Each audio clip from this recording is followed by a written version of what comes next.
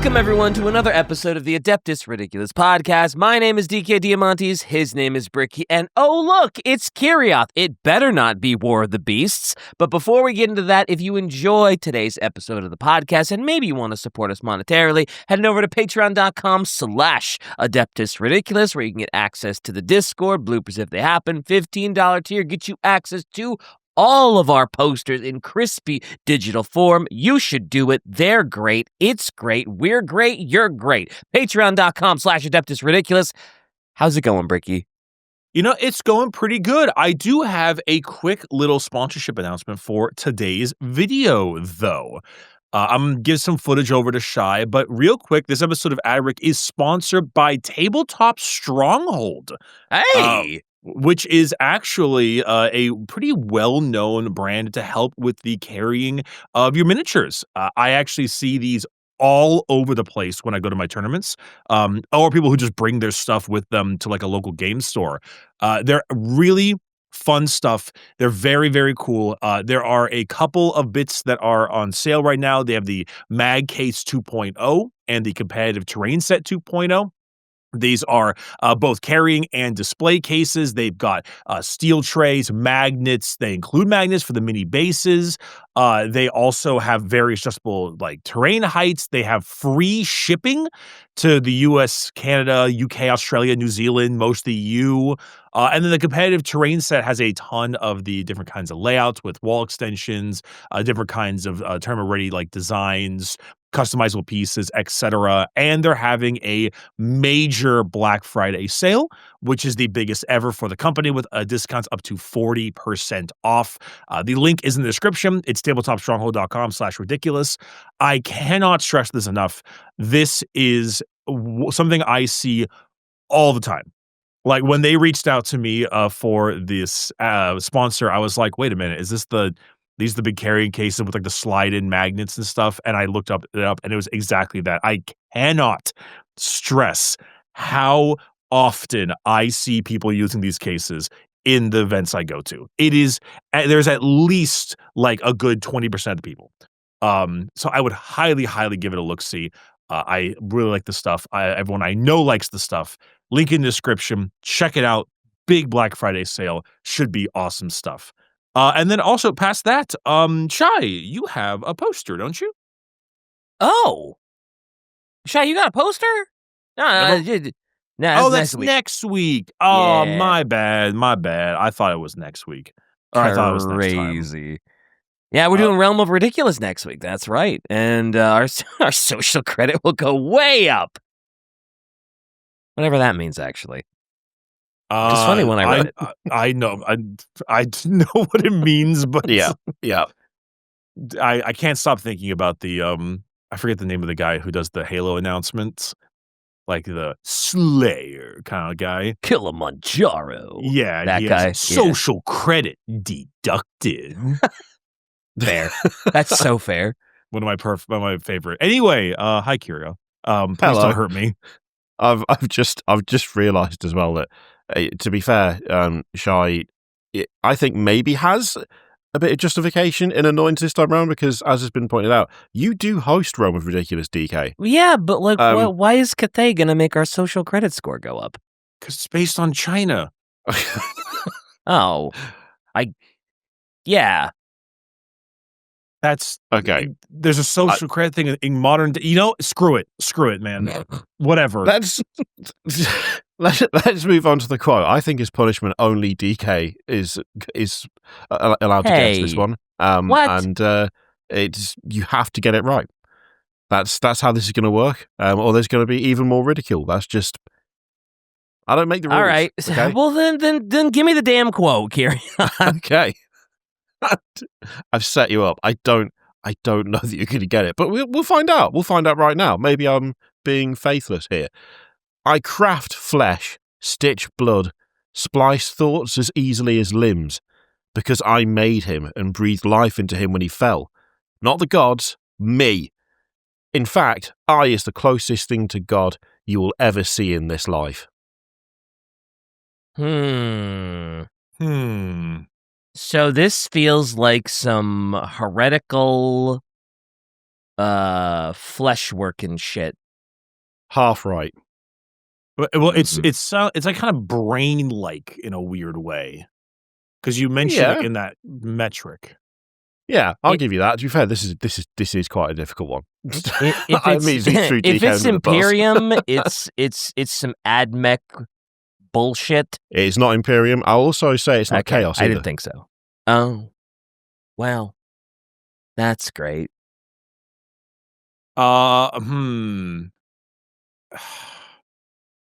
Wait, did you say heretical or loyalist? I say neither. Heretical. That's a neutral faction. I mean, there's no such thing as a neutral faction. I was about to say. I mean, my first thought kind of went to like the Eldar homunculi. It's kind of where my brain went. Oh yeah, not a bad guess. Incorrect, but it's not a bad guess. Oh, look, thanks. I'll tell you what. You're wrong, you idiot. But good guess. I tell you what. Let's narrow it down a little bit. You remember? Of course, you remember. How could we possibly forget the whole War of the Beast saga? Full 4 weeks of nothing but slaughter. What if maybe we wanted to return to the orcs in some fashion, but with something that was actually good and not an affront to writing as a profession? What? I don't know, Kirillov. Yeah, why don't you just tell us what it is? I'm going to tell you. We decided that we couldn't have War of the Beast be the last orc thing for a while. So we're going to talk about a small lad who is vastly important to the orcs because he is the one who got Ghazghkull back up and running. He's the one who Makari? Oh, yeah. Mad Dok Grotsnik. There you go. There you go. Yeah. The Mad Dok, of course. What you didn't see, Kirillov? You didn't say his quote with the right accent. There's the problem. Yeah, it's true. You didn't do the proper accent. I should have leaned in. I should have leaned in harder. You probably would have gone straight through it. I mean, yeah. That is true. That is true. It would have been pretty quick. No, Shy. He has the wrong kind of British accent to do the orc voice. You need a very particular one. You've also got to be way more shrill, especially if it's when it's someone like Grotsnik. You gotta be really, really shrill and shrieky with it as well. I feel like it's the only way to pull it off. Try it anyway, Kirillov. Do the quote, but do it in your best Grotsnik impression. I've only just stopped coughing every hour. There's no way then maybe don't do it this time round. You know what? Scratch that. Just let's move on. So, we had a whole month of some of the more rough bits of orc lore, so an orc palate cleanser is in order. Fortunately, we have a good doctor to visit for a checkup on the status of orc kind. Grotsnik the Mad Dok is a character that has been in the game since Codex Armageddon in 2000. The same codex that first introduced official rules for Ghazghkull, but Ghazghkull actually first appeared in an issue of White Dwarf in 1991 as a war boss for Andy Chambers' Goth Orc army, which is pretty cool, and Grotsnik and Ghaz have been historically intertwined ever since, as it is thanks to Grotsnik that Ghaz has survived. Twice! No Ghaz, no Great War, so we've got to thank the Doctor for his work. The Shy mentioned that Grotsnik the Mad Dok by Denny Flowers is one of the top 5 orc books. Out of curiosity, what are the other 4, Shy? I'm assuming Brutal Conan and the general Mike Brooks related things. War of the Beast trilogy part 1. Shut your ass. All of the War of the Beast books, obviously. Well, I'm trying to think about the other orc books we've read, and I'm assuming because you think top 5, and I'm like, okay, well, besides War of the Beast, how many orc books are there? There aren't a ton besides War of the Beast, and we're obviously not talking about those. So I assume it would be Brutal Conan, the Big Daka, Ghazghkull, Rocket Prophet of the Wa. Yeah. What was the one we read where they were talking to the little orcs? that were dressed up as humans? Oh, They were that's trying to- War Boss. War Boss. Okay, cool. Well, I was like, if God, you're I referring, remember that one, and that Are you- was all right. But that was that the one that felt more like a Dark Eldar book. no, that's the Big Daka. Though I like the Big Man! Daka. I like the Big Daka more than War Boss. War Boss is the one where, because that's the one you're referring to with the General, right? Mhm. Yeah, Yes. that's the one of the various orcs that are trying to claim War Boss because the Grots pulled the lever and the big Stompa head fell and Yes! killed the other War Boss. I don't get to Okay. guess anymore today. I am 0 for everything this morning, and it sucks. I mean, to be fair, God. I threw you under the bus with the quote. Although there was no excuse for the Cathay thing. I'm sorry. There was Yeah, I no, knew there it was. no I knew excuse it was for that. Cathay. I just fuck you. me when I'm asked what's the name of the place to eat in the school cafeteria. I know it's cafe. Anyway, okay, so Shai says read Mad Dok Grotsnik, and I think I'd probably want to read it as well because it looks goofy. Hell yeah. Well, maybe serious, but like it's still, orc book. But Cool. Too Anyway, long. continue. but not as bad as the War of the Beast series, which is all you need. That's really all you need for it to be good, I think, at this point. It's in the upper like 20% because of that. Yeah, just the fact that it doesn't have anything to do with it, that automatically raises the bar significantly. It's in the top 20 of orc books because there's only 25 orc books. Okay, Yeah. well, we also have to thank the Doctor for another reason. As we learned last month, the history of orcs and what they can and can't do has been confusing and convoluted as recently as a decade ago. Grotsnik has been around since before those books and exists long after, and now Grotsnik is at the cutting edge of the contemporary lore that establishes the true nature of orcs in life and in death. So, we're going to go over the history of Grotsnik the Mad Dok from his early history to where he is right now in the Dark Imperium with Ghaz. But as we go through this, we're also going to explore the deeper implications of De Green and what it means for orc kind and how he and Ghaz fit into it. Also, heads up, this episode is also going to go heavily into the plot of the new book, Grotsnik the Mad Dok by Denny Flowers, a book that Possum genuinely loved and would place it very, very close to the top of his list of favourite orc books of all time with very little contest. And Possum also wants to stress that he's not just saying that because the last 12 orc-related books he read were rough. A McDonald's hamburger does taste pretty good when you've finished eating shit. Yeah. When you've dined on sewage your whole life, McDonald's tastes pretty fucking good. Not a single character named Slaughter.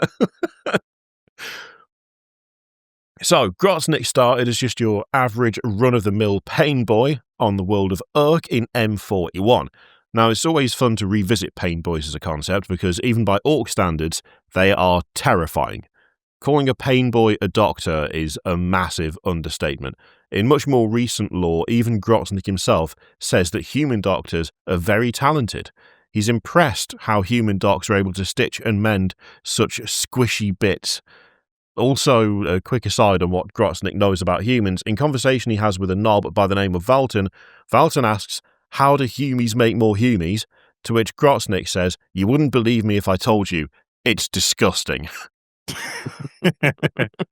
Words that orcs can say and Necrons. Yeah. Yeah. Yeah. Mad Dok Grotsnik knows what sex is, doesn't fuck. Thanks, Watson. That's a good point. He's on. We got to put him on the Foursquare chart, whatever they call it. Yep. Knows what sex is, does not fuck. Man, you don't want to end up on a Painboy's table. Like that's not a great place to be at all. I was going to say, I feel like you said him being a doctor is a major understatement or something, but I think it might be considered more of an overstatement. I guess it depends on how you define. Yeah, possibly. I mean, I guess if you're going by the results, then he's very good, very talented. Yeah, it's just maybe the methodology is a bit off. I guess I can't really ask him to use that's how I lost my medical license type thing. As far as Painboys go, he's up there with the cream of the crop. Oh yeah. Oh yeah. Oh yeah. The cream.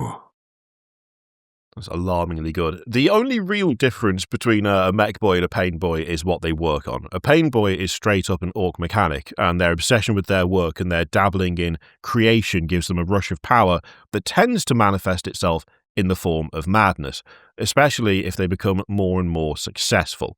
So, when Grotsnik found the body of a random orc goth that was missing around 30% of his skull, it was time to do what he did best: experiment. This orc boy was the poor victim of an automated defense system left behind by Space Marines, and he didn't really stand a chance when it came to a bolt around straight to the dome. Grotsnik, like all pain boys, has an entourage of grots that help him out, so with their assistance, Grotsnik was able to rebuild the orc boy's skull with adamantium. But despite all the work he put in, the orc boy died on the operating table, so he threw him out like the rest of the trash, and he kept going with his work, as there were plenty of other damaged orcs that needed experimenting on. Hope he saved the adamantium before he threw him out. Very Mechanicus of you, DK. Just seems like a bit of a waste. You could make some claws out of that.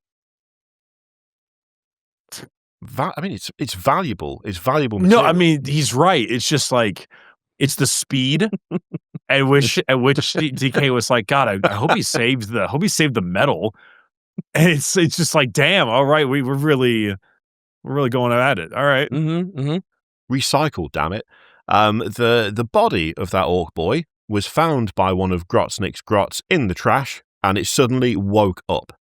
The grot stared into that orc boy's one regular eye and saw inexplicable things: the history of the orc race, their unification in spirit, and their future. We'll get back to this vision later, as it's important for some later Grotsnik stuff, but for now, this orc boy would rise up. Emboldened by this vision that he believed was divine, he declared himself the prophet of the gods, and the grot, dubbed Makari, who found him and shared this vision, would be his banner bearer. In less than a week, Ghazghkull would rise in power, and his success was owed quite literally to Grotsnik's experiments. Yay. The impact of Grotsnik's surgery was not ignored, and he would become a very popular pain boy. As we mentioned earlier, a pain boy is not a doctor, he's a mechanic, so orcs going to see a pain boy to see what they could do to modify them is very common. Now, Grotsnik had a line around his tent. This pain boy was able to put Ghaz back together. Maybe he could do something for the rest of the orcs. Grotsnik found this to be a really good financial opportunity, and he decided to convince the richest knobs of the tribe to get what he was calling a Ghazghkull special done to them. Oh. They too That's could so have funny. It's like a menu item. He's hanging on a board outside. It's like he's a doctor who saves someone important, and now he's like, I'm the best doctor out there, type some stuff like that. It's just shenanigans, but it does make sense that he would immediately turn to doing that. The value menu is back, everyone. For just a few teeth, I will remove 30% of your brain. Sounds great. Let's go. So these knobs could also have a good portion of their head replaced with adamantium, just like their hero. Grotsnik left out some details, though. Whenever he would do a Ghazghkull special, he would also put a high explosive device in the cranium implant that had a remote detonator. So, if a knob with one of his implants pissed him off later on, well, he would have a nasty case of exploding head. Oh, really? God, I hate when I have a case of the exploding head. I only ever would have a case once. Next level politicking that as well, off the pain boy. This was not going to remain a secret for long, and the knobs would eventually figure out they all had bombs in their heads. They also realised that if they confronted him face to face, their faces would be face to face with an explosion. So they convinced Grotsnik to go and tend to a faulty Death Dread far away from his operating room. As he examined the Death Dread, it would grab Grotsnik and pin him to the dirt. It then used a circular saw to cut open his head before leaving him there to die. Jesus! His body was... I know, it's hardcore. Not even decapitate, just cut his head open. And they just left him there, pinned by the death tread, just head open. Just Yeah, all right. just left him. Damn. It's really- Holy. It's really funny. The punishment must fit the crime. You messed with our head, therefore. Christ. So his body was found by his orderlies, and they dragged him back to camp and spent the entire night repairing him with hammers, bone saws, and drills. Now, this is not going to be a surprise to you, but Grot orderlies aren't actually very good at surgery. One of them... All right. You're shocked, I can tell. Yeah. One of them lost his lunch whilst elbow deep in Grotsnik's brain, and another lost his pet spider, which also crawled into Grotsnik's open head. Grotsnik died several times during this night, and in the early hours of the morning, one of his orderlies used a grot prod to revive Grotsnik, and he was back in business. Alive, but quite mad. In the fading moonlight, Grotsnik danced and sung. This festive display also included the individual sounds of explosions as he detonated every cranium implant one by one. Yeah. I was yeah. Man, they really needed to make sure they killed him. Like you can't just potentially let him walk away because we have another Kingsman situation on our hands. God, You can't like Rasputin it. You've got to make sure. You've got to really get in there. Mhm. yeah. Chekhov's Painboy. I mean, he did get like chainsawed by that, which I think. Death Tread minis are love- so fucking cool, Dude, man. I love the Yeah. Death Dread. God. It's such a sick mini. Mm-hmm. Arguably one of my favorites because I think it actually might need a little bit of a refresh. But like the Terminator Space Marine refresh, where it's basically the same thing, just a little smoothed out, better plastic, etc. Yeah. The design doesn't need any help. Definitely would increase that base size because it is struggling. But yeah, no, the really design itself is incredible. It just needs like the light refresh kind of mode. Mm-hmm. So it turns out that having a spider and a Boots meal deal in your noggin really messes up your ability to work and focus. He would cut off limbs and replace them with a degree of frequency in order to keep his mind sharp, and sometimes he would take someone who was seeking his services arm or leg and stitch it to himself because it was slightly stronger than his own. Of note, he would also randomly just remove the brains of random boys and replace them with different types of squigs to see what would happen. Early on, there were whispers that Grotsnik was building something even more dangerous behind closed doors, something that could even rival Ghaz itself, but there was no weight to those theories quite yet. We've talked about Makari before in a few episodes, but it's time to bring him back in here now. The luckiest grot in the world, and the bearer of the lucky stick, Makari was deeply indebted to Ghazghkull and truly loyal to him like no other. But Grotsnik found him to be nothing but a nuisance. He knew that Makari would be a hindrance to his later plans, and in order to get even closer to Ghaz, he would need Makari out of the picture. Shortly after Ghaz took down a bloodthirster on Ork, preparations were made to depart on the World Killer, but celebrations had to be had first. Everyone was distracted, so Grotsnik felt that this was a good time to strike. Makari was well aware of what Grotsnik was doing to Ghaz, and he hated him for it, but Grotsnik was very clear. I've got a quote for you, DK. Oh, who's this speaking, by the way? This is Makari? This is... I'll just read it like normal, that's fine. All that time with Ghazghkull, he scorned, shaking his long, cruel face in disapproval. And you never worked out that his strength sprang entirely from his madness. Did you not see how as I worked deeper and deeper into his skull, the gods spoke ever louder? And how the louder they spoke, the greater Ghazghkull's feats became. Makari, Ghazghkull's pain was his power. Spoken like a true physician and Oh yes, like a real doctor, you know. Yeah. Definitely someone with a degree and a deep amount of care for his patients, for sure. Oh, sure. For the first of many times, Makari would be killed. by being thrown into space. And Grotsnik would have a bit more sway with the big boss, and his experiments would get more extreme because of it. His experiments were so destructive and extreme that had it not been for the favour he had with Ghazghkull, he probably would have been killed years ago. But Ghaz's favour overrules, so the Mad Dok can do what he pleases, and he knows how beneficial this is. When Ghaz was called away from Armageddon to do greater things, Grotsnik joined him. Ghaz being Ghaz, he would level his rivals and subjugate their forces with ease, but this would leave an awful lot of carnage in his wake. Carnage that was perfect for Grotsnik. His project output would increase because of this, and he would gain so much strength as a pain boss that he would bully subjugated pain boys to be orderlies, much like his grots. Ooh. Also, What? Makari, I know we said Makari dies, but Makari's the one that, like, he's just gonna keep respawning, right? Because he's, like, favored with the Great Green or something to, like, be with Ghazghkull or something, right? Yeah, Makari gets wasted constantly and then he keeps gets coming back. reincarnated, yeah. Mm-hmm. Ghaz really wants him around. He really likes Makari. So, one way or another, Makari just, has something horrible happen to him, and then he's back for round 8 or whatever it might end up being. Yeah, because, like, wasn't there that one time where, like, they tried to make it canon that Makari died because, like, a big orc sat on him or something?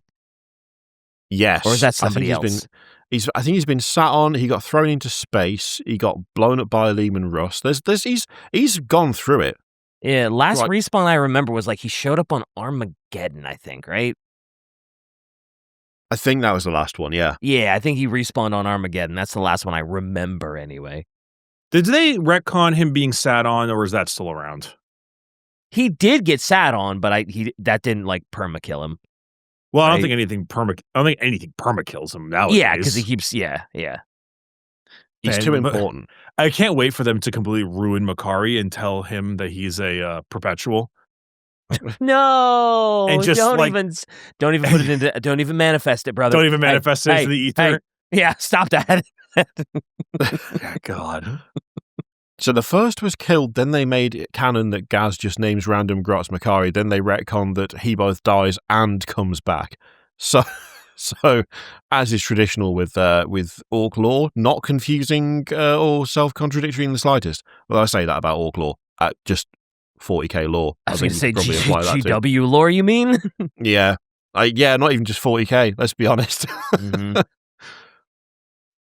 So Grotsnik has managed to subjugate some pain boys to be orderlies like his grots, but we're best not going into what happens to these pain boys when he grows tired of them. There are rumours that he had a brain bot, a device that preserves the accumulated know-whats of his orderlies that fail him, that he keeps around for later reference, allegedly. Yeah. Grotsnik's time getting close to Ghaz was a bit untraditional. Unbeknownst to Ghaz, Grotsnik would do little experiments on him from time to time. In one instance, Ghaz was suffering from a bit of a health issue. Could have been the heat, could have been the radiation, or the poison I'd been injected into his neck because I wanted to see how mad he'd go. Wow. Regardless, the headaches wouldn't go away, and Ghazghkull needed assistance from his favourite doctor. Grotsnik figured he could just untighten a few of the screws in Ghaz's skull to relieve some pressure. The good news is that the pressure was relieved, but the bad news was that the pressure was Ghaz's brain bursting. Oh, right. I no longer have the headache now, nor the head. Yeah. Yay. Oh, he said he'd take the pain away, and he did. What's the problem? Yeah. Typhus did something similar, if I recall, to the death guards. Yeah, he sure did. Don't worry, guys. The pain will go away. I swear. Just swear fealty. Yeah. Task failed successfully. But at least Grotsnik had a chance to really get in there to figure out what was wrong. He was able to fix his head up, but Ghaz's heart wasn't starting again.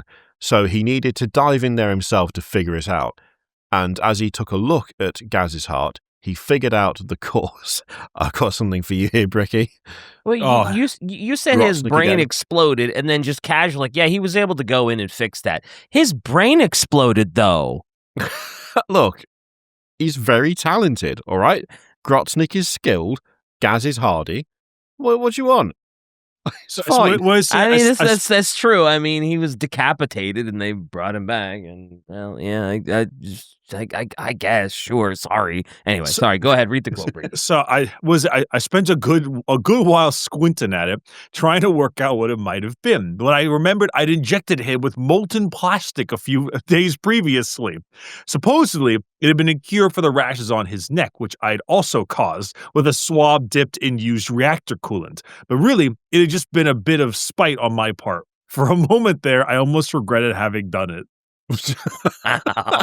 Wow, when you say Mad Doc, you actually weren't kidding. I guess because when I think Mad Doctor, I think like, oh, I think like some Resident Evil shit, you know, where it's like, oh, I'm gonna create the new evolution of humanity and some kind like because Belisarius Cawl is a Mad Doctor, well, scientist, I suppose. You know what I mean? Mhm. And like Urian Rakarth is a Mad Doctor because he likes to just make horrible things.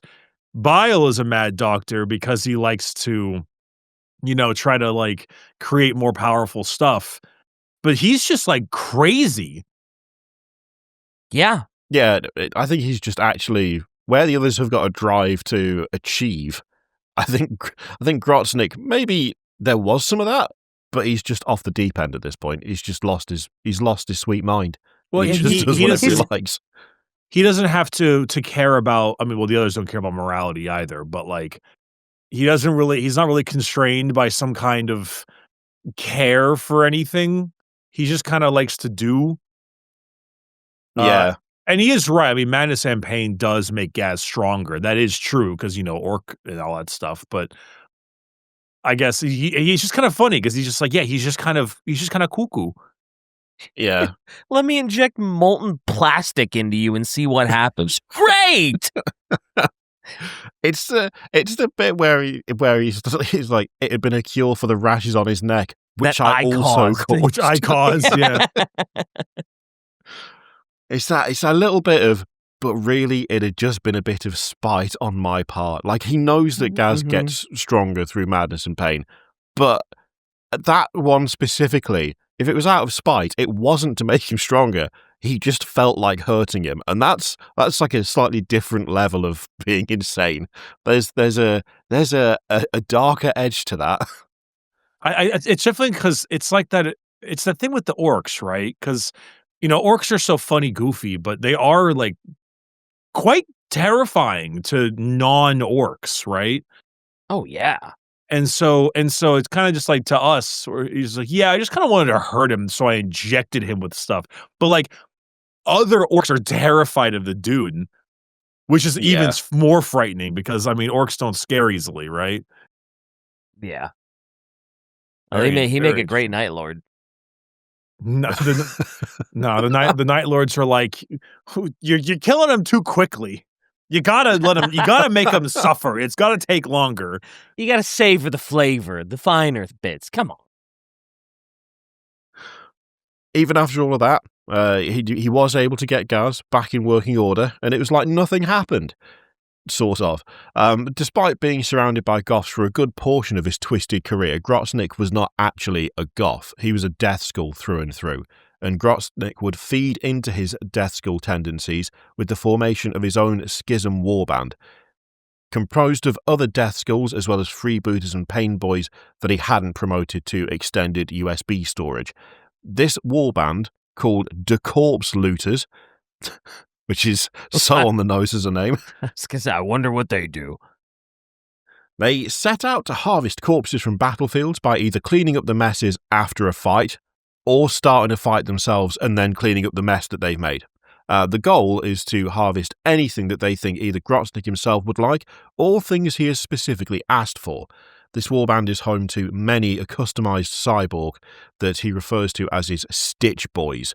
They go through a battlefield like wildfire, and after packing up their meat wagons, they retreat back to bring their newly claimed wares to Grotsnik himself. I love the meat wagon. What I amazing. was going to The say, meat what a wagon. name. That's not the wagon you want to get your steaks from, ladies and gentlemen. Shortly after the opening of the Great Rift, Grotsnik was spotted leading a warband of Painboys, cyborgs, and highly modified killer cans, which were seemingly an extension of the corpse looters, on a surprise attack on an isolated Silver Templars strike cruiser. The attack was a success, and Grotsnik was able to take some corpses along with him, along with some live Primaris prisoners. What was his goal? Great question. We're now going to take a quick shift to the Battle of Krongar in the midst of the psychic awakening in the wake of the Great Rift. The conflicts between Ghaz and the Space Wolves have become more and more frequent, and the culmination of this took place on Krongar. This battle included Ragnar Blackmane himself, and Ghazghkull wanted to face him unencumbered. So he set up a trap in an Imperial cathedral and detonated explosives to trap Ragnar in there with him, so they could properly duel. The two would have a violent battle, a conflict which Ragnar found himself on the losing end of, but Ragnar would muster enough primal strength to use his Frostblade and decapitate Ghazghkull, killing the Great Ork. I don't know if that technically means he's lost. You know? Air quotes killing Ghaz, right? Yeah. Because him losing his head is not enough to kill him. Well, this is the scenario. Again, we're losing his head. Does not kill him. Mm-hmm. It's like the third time he's lost his head. I mean, he lost like 30% of it to a bolter. Then his brain exploded. Now his head's been removed from the body. Yeah, he deals well with catastrophic trauma to the head. So no better head. than anyone else in that universe. Well, isn't it? It might literally just be the Ghazghkull book. Doesn't he like start off like not having a head and just like barely making it back to camp or something where they fix him? Well, yeah, that's the bolter shell thing. Oh, right. I don't know why. I thought the bolter shell and everything else was like different. I don't know. No, that's the bolter shell. Gotcha. This is the other part where he gets the big body. Yeah, okay, cool. The big body, that is an understatement. Yeah. Such a great mini. See, DK was so right. I mean, if we didn't say that adamantium, we couldn't have fixed him up like this, you know? Exactly. Great stuff. But yeah, his mini is slaps so hard. Yeah, it's insane. God, it's so mini good. again. This air quotes mini. The death of Ghaz caused the immediate shaking of his war, and the full collapse of it was imminent. Grotsnik would have to act immediately. Though control of the war would fall to finds bullets he has not lost, or bullets for short, of the clan boss council, Grotsnik knew that the only thing that could restore the war would be Ghazghkull himself. And as the existence of Ghazghkull allowed him to work and act freely, a lot was at stake here. Unfortunately, this meant that he needed Makari too. We're going to, TLDR a bit of Ghaz's relationship with Makari, but the little Grot had died a whole bunch of times, and each time he would be brought back by Ghaz. During the conflict with Ragnar, Makari would be crushed and would die once more. Even in between life and death itself, Ghaz would be upset there was nobody left to bring Makari back to life. Begrudgingly, with the assistance of bullets and the severed arm of Ghazghkull, Grotsnik was able to recreate Ghaz's reincarnation ritual and bring back Makari. And with the really testy agreement they reached with one another, Makari and Grotsnik worked to put the Prophet back together again. A chaotic surgery that involved dismembering his body and attaching it to pieces of heavy armor, and also a wee bit of medical malpractice too. Okay, DK, your turn again. I was going to say, do orcs really do medical malpractice? Isn't that just practice for them? Anyway, apparently there'd been a plan for that tank of squig eels I've seen earlier, but since the generator was about to fire, there wasn't time for nothing clever anymore. So Grotsnik bust open a hatch in the side of the boss's armor right over his guts and just opened the whole tank into it, water and all. I'll tell you now, I'd bet every tooth I have that he did that for no reason but his own amusement. Jesus Christ. I was drifting into the orc voice and then that happened. I was like, nope. Jeez. What a reaction. Holy shit. Squig eels. Squeals, if you will. Oh, someone's going to be squealing. Yeah. Jesus. Oh, God. We're running out of time. Just dump the fish tank in his stomach. Water and all. What? Why? So, with a shot from orbit that had a high percentage chance of destroying the planet itself, the beam of green lightning fired as Ghazghkull's body successfully was revived and the Wa was restored. But as we'll learn, proper restoration is a bit of a luxury when it comes to the experiment of Grotsnik, and even the mind of the Mad Dok is in a bit of a degree of disarray that he kind of kept himself, to the most part. Oh, sorry, it's a 4 in 5 chance of destroying half the planet. Those are good odds for an orc. That's pretty good. Also, so canonically, Ghazghkull has pet eels just swimming around in his armor somewhere? Water and all? Just got some squig eel pets just swimming around? All right, cool. Orcs. Orcs. I love them. Feels like it should be some sort of saying. Oh, he moves like he's got a stomach full of eels, but I don't know what that would apply to. Can we please just use that to refer to Ghaz from now on? Boy, that Ghaz moves like he's got a stomach full of eels. I mean, if anything, I would argue that that you're full of beans phrase we just swap it to full of eels. Damn, we full of eels. Hell yeah. Absolutely full of eels. Ghazghkull was absolutely crazy and full of eels. Slap that shit on the shirt. We're doing that. To watch just the words are full of eels. Yeah, that's it. Again, another nice, easy bit of merch. Just and the text, it's just eels. Like, they're in the shape of the letters. Anyway, that's okay. Stupid. That is actually. I'd buy it. I don't know when I'd wear it, but I'd buy it. It'd be one of one because you'd be the only one that bought it. No, you see, this is the new thumbnail, right? You take this image, and it's just Ghazghkull full of eels. God. It's top tier memory, dude. All right. Oh, God. Okay, we're going to jump now to a conflict involving Hive Prome. This is a world in the midst of a good old Ghazghkull conquering, and while he's inside making his way through, other orcs are trying to make their way in, including beast snaggers. For those who might not recall, beast snaggers are orc traditionalists that tend to be nomadic. Predominantly made up of snake bites, beast snaggers have a degree of disdain for machinery and instead prioritise the usage of squigs and squig accessories. The boss of this group of beast snaggers was named Bachman. A massive roar echoed over the battlefield and caused the beast snagger squigs to go into a frenzy that led to a stampede, which was not helpful, especially since they ran into an issue. They couldn't traverse the water properly to get to the hive because their squigs were unable to do so.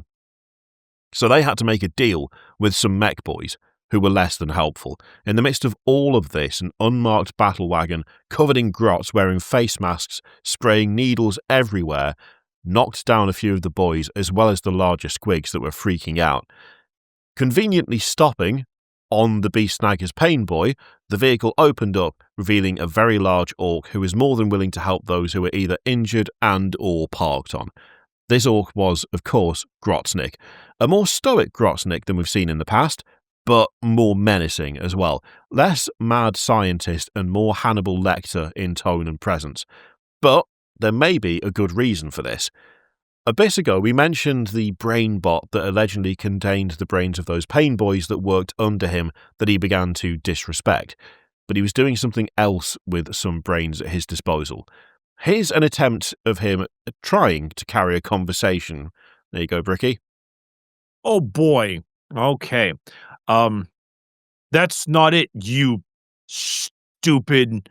Something was wrong with the Dok. He seemed to be struggling. His words clipped and cut. As he spoke, a grot raced past, handing him an injector, which Grotsnik stabbed into his own temple. He stiffened, muscles contracting so tightly the skin on his forehead tore slightly, the wound oozing a sickly green. As I was saying, the Dok continued. Needed his Botox injection. Crazy. The temple. Not the neck, not a vein. No, Straight for the side of into the the head. temple. directly in there. Yeah. Wild. So Grotsnik had become a bit of a grafter in recent years, and in order to improve his own intelligence, he would graft brilliant orc minds into his own. So kind of similar to Cole in a way, multiple personalities and memories make up his mind, form a bit of a patchwork network that allows him to access more thoughts and ideas. Cole sometimes runs into trouble with these personalities, but is able to temper it due to his experience and skills. Grotsnik, on the other hand, does not have the temperance of an archmagos, and these grafts are at odds with him most of the time. Sometimes they help, sometimes they insult him, sometimes they attack Grotsnik's ability to deal with anything. It makes this kind of lackluster, and it results in him snapping and yelling at himself openly. So to temper these grafts, the Dok is taken to extreme means like jabbing himself in the temple. In his first scene in the book, it's like 4 personalities of Grotsnik talking to each other. It's pretty fucked up. Nice. It's so... Poor guy. Poor lad. GW does like their multiple personalities stuck in one head, don't they? Necron's got that too. It's a good trope. I It's a mean, good trope, yeah. to be fair. Ultics did have that going, but now they're all a bunch of scarabs. Yeah. Another thing that was immediately noticeable was the very obvious fact that Grotsnik was not anywhere near Ghaz. While working in his wagon, the other beast snaggers were thinking of swimming across the lake because they were getting restless waiting. Grotsnik sneered and said that none of them were really thinking. They thought they were, but they were instinctively being drawn to Ghaz and his wake. Volton stammers and Grotsnik asks him why he's even holding his blade. Volton shifts and says, because I felt like it. Grotsnik smiles and tells him that his feeling was all because he felt Ghaz move. Whether it's miles away or planets away, the movement of Ghaz pulls every orc. Hell, even Grotsnik tried to shield his wagon to prevent Ghaz's energy from pulling him, but it didn't matter. Sooner or later, Ghazghkull's presence will drag them all through the lake to the other side, whether they want to go or not. Magnetism, extreme personality of Ghazghkull. He's got that Now, magnetic personality. He's just so nice. The people love it. It's pretty cool when Ghaz is at war, orcs planets away reach for their weapons. Yeah, there's like, hell yeah, it's the prophet of the Waz here. Everyone get up. We're going crumping. We've been summoned. We gotta move now. Now, we're going to cut back to the bit earlier about what Makari saw when he looked into Ghazghkull's eye. The sequence is one of the longer parts in the Ghazghkull book, and it's made a bit more strange because it's from the perspective of a grot figuring out something incomprehensible. Insert William Dafoe looking up gif here. But the crux of it is that Makari witnesses a vision of the history of orc kind itself, past, present, and future. He also witnesses a mote of green that spreads through and pools elsewhere through complex and strange caverns like a beehive. This serves as the basis of understanding of the Great Green. The Great Green is a spiritual realm for the orcs that serves almost as a mycelial network where all orc kind comes from and goes. In as basic of a description as possible, a mushroom is the budding bit of the actual fungus, which is the mycelium. The mycelium is a mass that spreads through massive threads called hyphae. These threads can fan out quite the distance, and due to their spindly and thin nature underground, they can remain very difficult to detect. The network of these threads responds to impacts or issues it may run into while it spreads. If it's damaged, it will repair itself and prioritize sending signals to mend itself. Networks like this can also intertwine with other plants to assure its abundance and survival in a cohabitable manner. The largest known example of this is in Malheur National Forest in Oregon. The single specimen found here is estimated to be 3.5 square miles in size and weighs somewhere in the vicinity of 35,000 tons. Jesus Christ. That's a big boy. That's So impressive. So I think, if I'm not mistaken on this, I remember this was a bit of a change. So Last of Us, right? the original game was the cordyceps virus and all the usual stuff, which is like a Mhm. kind of mushroom fungi-ish looking thing. It's a real thing, obviously, but they did the usual zombie thing. But I remember I didn't see the second season, but I saw the first season of the show, and I think I remember they made like a slight change to how they operate, where if you like touched or damaged or messed with the spores themselves, like the network, it would wake up a bunch of other zombies. And so it was kind of, I think it was kind of based off that, where it's like, oh, this is like a fungal network in a sense. Like, oh, I actually stepped on a thing of cordyceps on the ground that was sprouting up through the pavement. Now, like 30 zombies are running towards my location. Yeah, they're all activated. Yeah, I think I remembered that being the case. Yeah, it seems not dissimilar to that, where the orcs are just connected through this sort of network of presumably like invisible connections. Though this, okay, because I remember, because orc power of belief was like very nebulous and vague for a long while, especially when we started making content. Yeah. And I remember Ghazghkull Thraka book, Prophet of the Wa, they talk a bit more about that. Specifically, they kind of talk about the Great Green a bit more. That Makari kind of has his moments. But when we refer to the Great Green, in a sense, this is like, well, they kind of refer to it almost like an afterlife sometimes, don't they? Yes, so there's also like a spiritual nature to it as well, which we're about to get onto. I will also say, just because it's always nice to add on to the mushroom facts, we do need to remember that mushrooms do photosynthesize. Just, wanted to throw that out there. It is true. God. That is true. Jeez. Mushrooms do photosynthesize. I thought we were past this. I really did. I mean, It's been, how long ago was the last reference to that? I mean, this whole thing has been, people being brought back from the dead. Why not bring that back? Why not drag that one out of its cold grave? Considering what the War of the Beast has done to me, I'm starting to believe mushrooms really do photosynthesize. So Anyway. The Great Green for the Orcs acts in a similar manner to this whole mycelial network thing. The Orcs are the budding fruit from this network that spreads Orcs out to suit the needs of a general area. And when an Orc dies, its essence is reabsorbed into this network until Gork and Mork deem it necessary for this Orc to return. Say there's a really good Blood Axe war boss out there, somewhere in the galaxy. Does his duty, kills a bunch of lads, then gets killed. The spirit of this Blood Axe war boss will return to the Great Green, and when the environment calls for a Blood Axe war boss to fill a niche, the basis of that lad will be reborn in the form of a brand new Orc. An Orc that likely won't remember a damn thing about what happened to it, except the real primal makeup of that one Orc. When Makari died and came back, he had no idea who he was until he was whacked around a whole lot, and eventually his memories returned. Till he was whacked around a whole lot. I mean, he was. He was whacked around a whole lot. Bigger war bosses tend to have a bit of a draw to them because of the radiation of the Wa, energy around them, and as they are a more potent source of energy, it seems that the Great Green may prioritise sending some stronger Orcs to the areas where that war boss is operating to assist the snowballing of their presence. So Shai said, I just want to say, get absolutely fucked, elves. Orcs have fully functional reincarnation system, no strings attached, while your asses are getting eaten in the warp by the god of BDSM. Slaanesh is not the god of BDS. Okay, maybe she is. If there was going to be a god of BDSM, that would be the one. Slaanesh, so, yeah. Not exclusively, though. Yeah, multi-talented. She does they do other stuff. Oh, well, sure. They party and drink and... Yeah, but if you're going to pick one...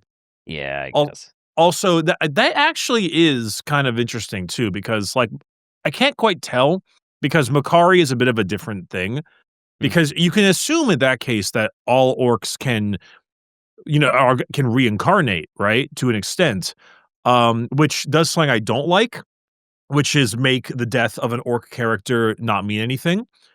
However, I don't know if that's mainly going to be a Makari type deal, because like Makari is a little different, and Makari dying is kind of like the joke. I don't know. Yeah. Well, I mean, Makar is the only one that like remembers it's been reincarnated. Every other one is just like, oh yeah, sort of a base template of Orc is being revived, but it's not like it's not like it's a full reincarnation, right? It's not like they come back fully remembering their. So it's that's what I'm trying to get at is like if the Orc presence can be reincarnated, I would assume that they wouldn't want to come with their memories because then it would be different, right? However, Makari does seem like it's a special case because Makari is goofy. Makari. But I wouldn't like, I don't know. I smell a bad writing prompt of like, oh, here's this Orc character that's really awesome and dies. It smells like Angron.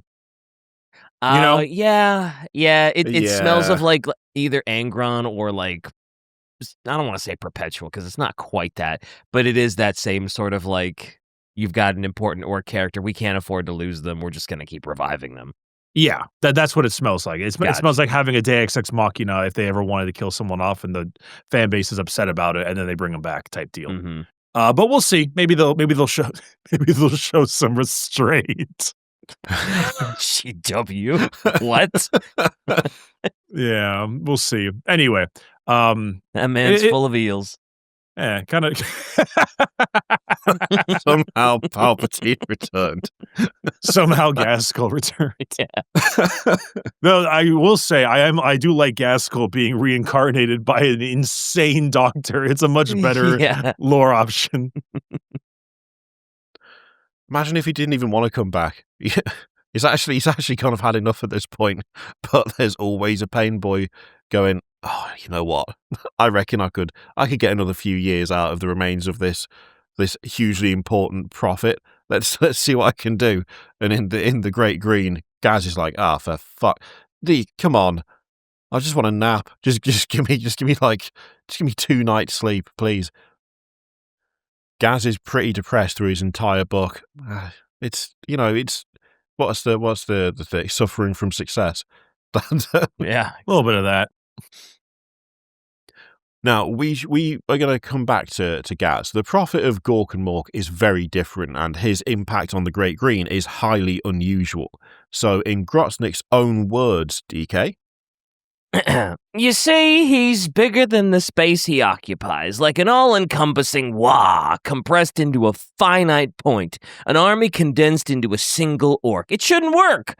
The pressure should burst him, but somehow he channels it, drags everything in. When you're around him too long, it starts influencing your thoughts, makes you think like he thinks, unless you're clever, unless you keep parts of your thoughts separate.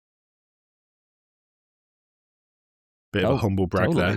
Yeah, a little bit of a humble brag, at minimum. Yeah. Everyone else gets affected by this, but I'm smart, so it doesn't work on me. Says the guy having arguments with himself on the regular because he's got too many people in his own brain. I mean, that's true. He probably does keep parts of his brain separate. Yeah. So Ghazghkull, through the work of Grotsnik and his ever-continuing war, has become almost a manifestation of the Great Green itself, a conduit for it. Orcs are drawn to him not through the general enjoyment of a good crumpin, it's now becoming instinct. Even in death, the Orcs come back and go almost immediately into war to fight by his side. This energy is so potent that even weird boys can't be around him for too long without their heads exploding. Even the non-Orc psychers look at Ghazghkull with awe at what the hell he is. Grotsnik, however, knows that regardless of what Ghaz is, he remains one thing and one thing only: his creation. And this creation needed to be kept sharp, so he had a bit of a present for Ghaz once the hive fell to his control. We're going to sort of stroll through a good portion of the book itself, as an episode of the entirety of this book would take a while, since it goes over a lot of interesting Orc culture marks and does it super well, especially from the primary protagonist of the book, Volton the Patient.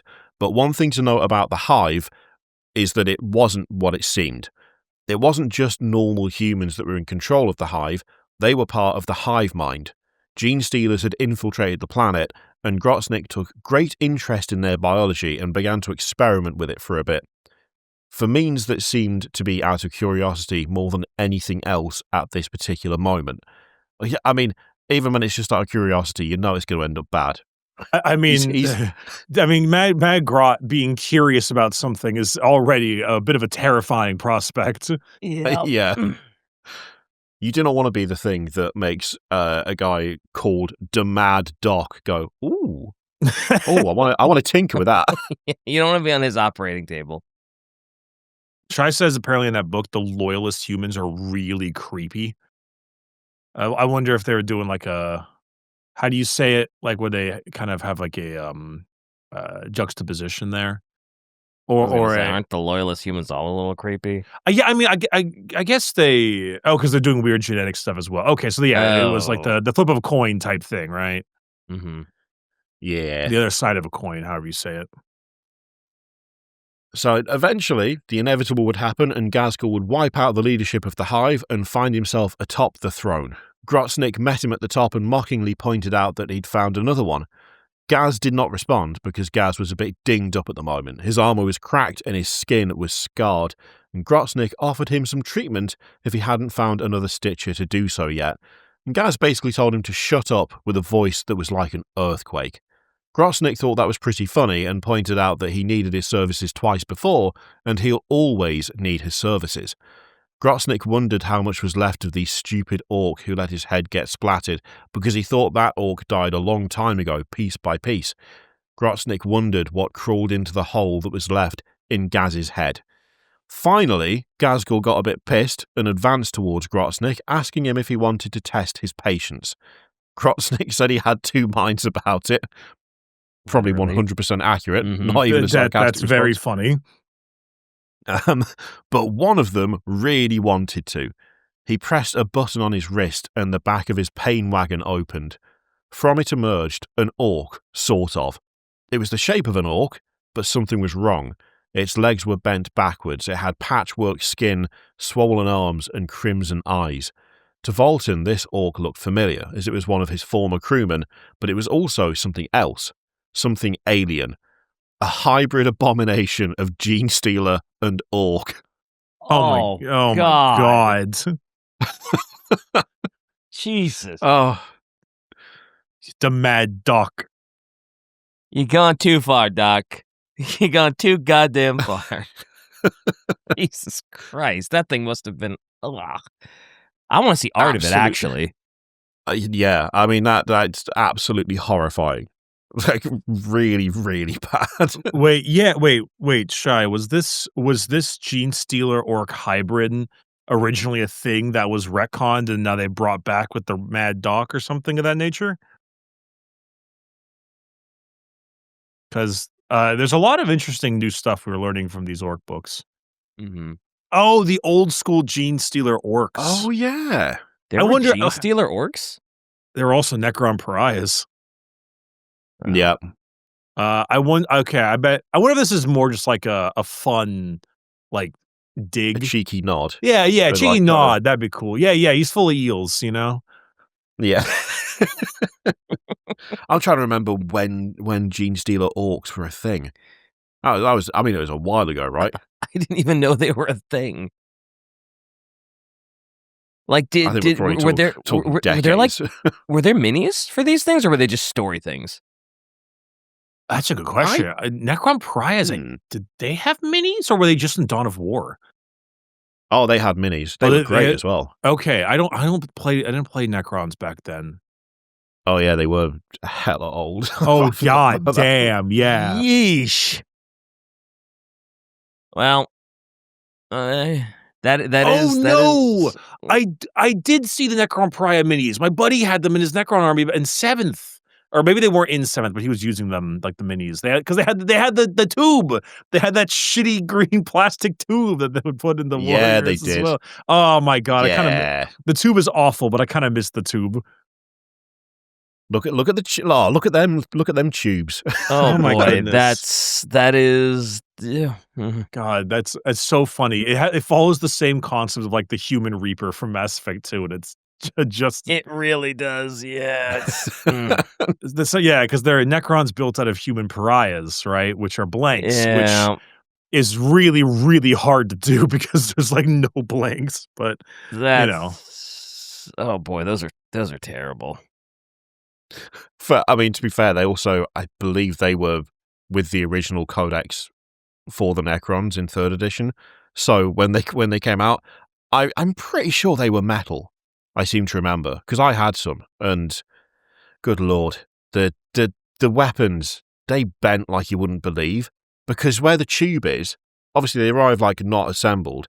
The tube went inside that staff, right? But the staff has got a massive gap where the tube should go. But it's made of metal, so the only thing that's keeping it together is a thin strip of metal right above the base of where the tube slots in. So 9 times out of 10, if you weren't careful, if you so much as thought about dropping one, it would just snap. Like the weapon would just snap off at the blade, because look at the connection point. It's minuscule. I was going to say, absolutely tiny. You can see in that picture the damn thing is already bending. Yeah. Metal minis are some of those, like, I'm sure there's nostalgia for them, but I every metal mini I ever had was the most infuriating thing to deal with of all time. Oh, 100%. Yeah, they were not good. Like the Nightbringer, one of the coolest metal minis that Games Workshop ever made. Mine, when I bought it, it had, like, the two halves simply didn't match up. So, like, the way it came with the legs and the robes, and then the upper half, and it sort of attached at the waist, and it was all, like, curved and sculpted as though the two parts were supposed to simply slot together. They didn't slot together. Not even slightly. There was, like, a massive gap right in his gut, and it looked atrocious, and anyone I ever met who bought one basically just had to sit there sculpting away with green stuff to make it look like it was supposed to look in all the pictures, because it just never came out right. Absolutely horrible. I don't miss metal minis at all. Not even slightly. I don't think anybody does. No, I mean, there's occasionally people who are like, oh, my old resident and stuff like that. But I think it's one of those things where you enjoy the aspect of suffering in the past, Yeah. He's brought out his disgraceful hybrid abomination of Genestealer-Ork. Wasn't truly an orc, but neither was Ghaz. Ghaz took a look at the creature and yelled, "What have you done?" And what follows is something that needs to be read as opposed to summed up. Now, this is a longer one. You know what, Bricky? You can have it anyway. Okay, cool. There you go. What did I do? Grotsnik asked with a toothy grin. I'll tell you what I did. He knows the word bequeathed. I bequeathed my genius to a no-named youth. I stuffed what was left of his brains back in his head. I resurrected him twice, I might add. Or was it 3 times? It don't matter, because one should have been enough. I made you. You were mine. And then I'm assuming Ghaz responds, I ain't yours, and you never brought me back. That was the gods. The gods? Grotsnik laughed. The gods. You think they made us? No, we made them. And I think you know that. I think you hide behind your title of prophet. But deep inside, you know the truth. Gods are us. An ideal we brought into being because we knew it to be true. Orcs make gods, not the other way around. All except me. I am an orc who made himself a god. You're mad, says Ghazghkull.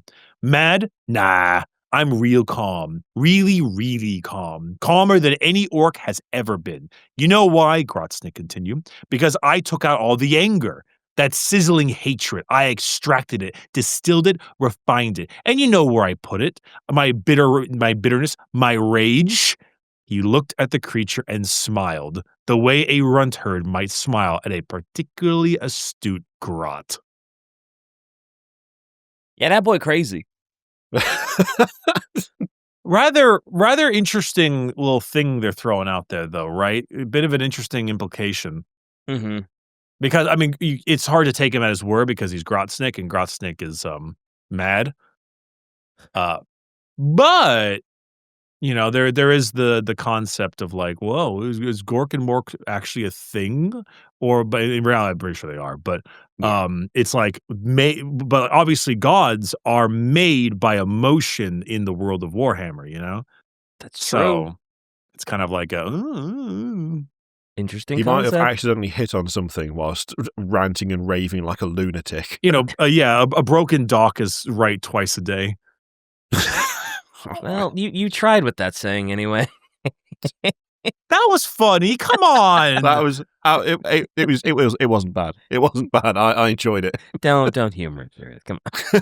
He's full of eels, and you know it. It's So true. full of eels. Absolutely full of eels. I also was a bit taken aback by the use of the word bequeathed. I mean, I know he's smart, but Jesus Christ, that is... an orc knowing that is crazy. He's probably being literal too. He probably pulled out the Angus ends of his own brain and put them into the Orc Genestealer. You know might what? have. Probably, yeah. Probably. So Ghazghkull was not happy about this, funnily enough, and engaged the hybrid beast with blow after blow. Each hit seemed to make the world shake, but unlike other enemies beforehand, this one was far more adaptive. As Ghaz fought it, the tyrannic instincts of the beast would kick in, and it would begin to change itself to strike back harder. The creature was encouraged to hit harder because of implants that Grotsnik put into its skull that he also pressed as the fight continued. Volton watched this in horror, asking what Grotsnik had done. Grotsnik responded and repeated that Ghazghkull was Orc no more. A bucket for Degreen itself. A bucket that was leaking all over the place. Through the eyes of Mork that Grotsnik was wearing, Ghazghkull looked like pure energy. Something beyond comprehension. It's getting very high concept, this, isn't it? It's getting... Just a little bit, Jesus. Despite the ever-evolving nature of the creature that Ghaz was fighting, Ghaz suddenly was imbued with power. Before their eyes, Ghaz's energy began to grow physically before them, like Harper in Black Ops 7. God, oh my God. Oh. I don't get that reference because I don't play blobs. My brain, it's so bad. AI generated slop. Oh God, Michael Rooker, you were trying so hard. Oh God. That was 100% targeted. I'm having Possum. I asked Possum to do the worst possible thing ever. I asked him to look through all the cutscenes of Call of Duty Black Ops 7 and find the AI generated inconsistencies with them. And I think I may have accidentally given him the same syringe that the Mad Dog shoves into his temple. It was to cure the rash that I caused. Mm-hmm. So, God, a massive roar from him would cause Grotsnik to rip the eyes of Mork off his face in pain. Ghaz radiated burning green light that was causing the abomination to shrivel. Green lightning would knit the cables of Ghaz's armor back together, and with unstoppable might, Ghaz would rip the abomination in half. Covered in blood and viscera, Ghaz would say, "Well, that was interesting." Wait, like actually, that's what Ghaz said. Yep. Yeah. I mean, it is Ghaz. He's not wrong, to be fair. I kind of would have just interesting. assumed like a guttural primal scream after ripping that thing in half, like Megatron ripped Jazz in half. No, it kind of reminds me of when the orc guy, I hate that I forget his name right now, from Space Marine 1 comes back and he just kind of like quietly giggles and laughs and is like, I ain't that easy to kill, you know? Yeah, fair. What's his name? That's going to annoy me now. I know. Grimskull? Grimskull. I was going to say Blood Flag, but that's Dawn of War. But I think you're right. I think it is. Is it Grimskull? Okay, yeah, it's Grimskull. Yeah, okay. I love Grimskull. He was great. He's awesome. Grotsnik would say that he tried, but it was a bit more machine than orc and ended up being a bit too easy of a fight. Ghaz said it drew a bit more blood than the last fight, but it was still too easy. Grotsnik thought he had something there, and Ghaz said he couldn't beat him, and he would always prove that he was the strongest. He said that he got why Grotsnik did what he did, but if he wanted to do a shortcut to make him stronger, then his next creation would have to be a bit more orc. Ghaz ordered the rest of the orcs to loot the hive so they could get out of there, but while the rest of them were hard at work, Grotsnik was sitting there smiling. Volton asked him why he was smiling when he lost. Grotsnik said that even though Ghaz won, he was bleeding everywhere, and when he bleeds, Degreen bleeds with him. Ghaz won because of Degreen because he could channel it, but now Grotsnik could too. He held in his hand a weird orb, something of Drakari origin. It was soul tech and it was glowing. The energy that Ghaz dispersed was being picked up by this orb, and some lucky orc was going to be his next experiment to see how this tech would work. Unfortunately, Grotsnik had made a new friend on this planet. It just gets worse. He's just an absolute nutter. Grotsnik, wait, was Grotsnik's new friend some Drakari dude? Or no, he's got another. It's another. Is it the guy that he found earlier on? Oh, yes. I got my stuff mixed up. Yes. Yeah, Grotsnik with Drakari tech does not sound like a fun time for anybody. Well, maybe Ghaz will find it fun. I don't know. You're the protagonist, right? Okay. It's a new time for a new experiment. Oh, Jesus. You just, of all of them to have that tech. Hey, the most interesting for sure, but also the worst. Yeah. Yeah, no, you're like, all right, I'm just imagining like Grotsnik accidentally coming along on the big Daka and ending up in some kind of coven room and him being like, oh, Zog. This is going to be fun type stuff. Much later, Volton is found by his old grot on Grotsnik's pain wagon. The grot remarks that Volton is looking a bit bigger than he was before. Volton asks the grot to remind him of his name, and the grot told him, "You're Volton." Volton thanked him and asked the grot to always remind him of who he was, because when Grotsnik was done with him, he wanted to be his own orc and not whatever he was becoming. The grot promised to do so, but he couldn't take his eyes off of Volton's new eye that had a bit of a funny glow to it. A glow made brighter by the green that was trapped in that orb. Whatever the patient had become is now Grotsnik's next big creation, and who knows what this means for the WoW going forward. Poor Volton. Well, He's the experiment, and he's getting big. He's getting big. Let's go. I think it's fair to say after all of that, Grotsnik, legend, and also terrifying. Full of eels. Absolutely horrible. Absolutely full of eels. Too true. That he's insane. Yeah. Even by orc standards, he's out of his fucking mind. Not just out of his mind, but also like scarily intelligent with it. Mm-hmm. Like if he was just a nutter and he was cutting limbs off people and grafting them onto other people, it would be like, okay, like he's just a Painboy at that point. Then yeah, it's like it's upsetting, but it's okay, but there's too much thinking behind it. He knows the word bequeathed, for God's sakes. He does know the word bequeath. That's actually really true. That's really bad to hear. Yeah. These orcs are getting too damn smart. Inquisitor, we have some new intelligence. There's an orc that knows the word bequeathed. Holy shit. Stop everything. Stop everything. Get me all the assassins. This cannot be allowed to continue. Wait, where's Vangerich? We need him back. Yeah. Fire everything. Man, Vangerich was the right guy. He was the right dude for the job. He knew what he needed to do, which was kill everyone in charge. I mean, in 40k, that's usually the answer. It really is, actually. Yeah, it's normally okay. The planetary governor or the high lords are insane. Just get them all out of here. That's very goofy.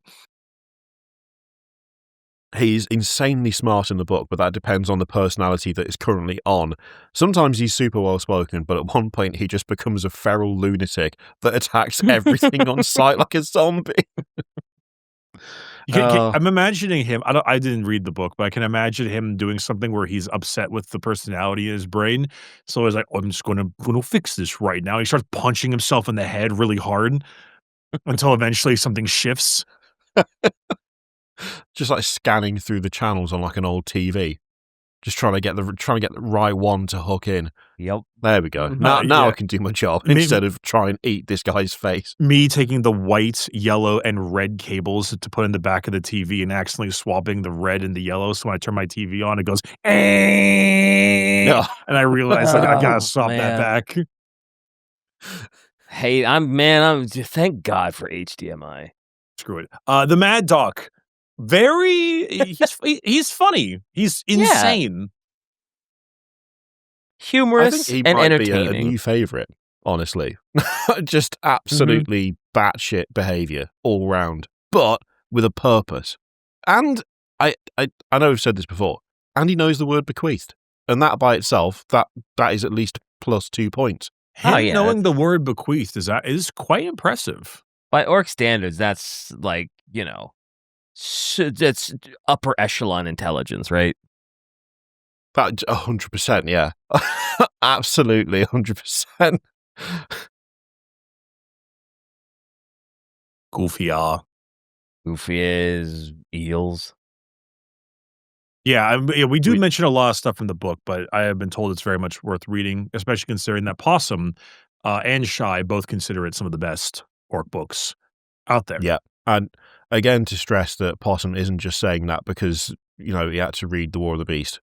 It actually, aside from that, one of the top favorite orc books of all time. Like that is a glowing endorsement. And Shy doesn't exactly dole out praise like it's going out of style either. So if Shy thinks it's a good orc book, then this has got to have a little zest to it. A little bit of a little zest. Yeah. All right. Well, all that aside, thank you so much, everyone. I bequeath to you this ending.